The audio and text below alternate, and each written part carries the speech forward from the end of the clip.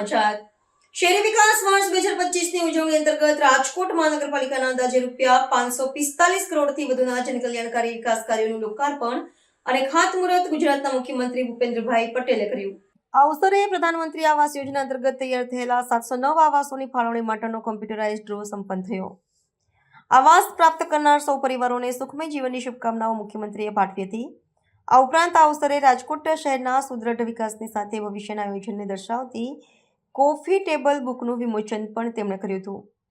મુખ્યમંત્રીએ જણાવ્યું હતું કે સમગ્ર ગુજરાત જ્યારે શહેરી વિકાસ વર્ષ 2025ની ઉજવણી કરી રહ્યું છે ત્યારે શહેરી વિકાસને ગતિ આપતા પ્રકલ્પો રાજકોટવાસીઓ માટે ઇઝ ઓફ લિવિંગમાં વધારો કરનારા બની રહેશે। રાજકોટમાં થઈ રહેલા સર્વસમાવેશક વિકાસ કાર્યો લોકોને આર્થિક સમૃદ્ધિ સાથે ઉત્તમ જીવનશૈલીની સુવિધા પણ પૂરી પાડી રહ્યા છે। રાજકોટ આજ ગતિએ વિકાસના પથ પર આગળ વધીને વિકસિત ગુજરાતથી વિકસિત ભારતના નિર્માણમાં પોતાનું મહત્વપૂર્ણ યોગદાન આપશે તેવો વિશ્વાસ મુખ્યમંત્રીએ વ્યક્ત કર્યો હતો। આ પ્રસંગે મંત્રી શ્રી જીતુભાઈ વાઘાણી, રાજકોટના મેયર અને અન્ય પદાધિકારીઓ વગેરે ઉપસ્થિત રહ્યા હતા। રિપોર્ટર કશ્યપભાઈ ભટ્ટ, અમદાવાદ।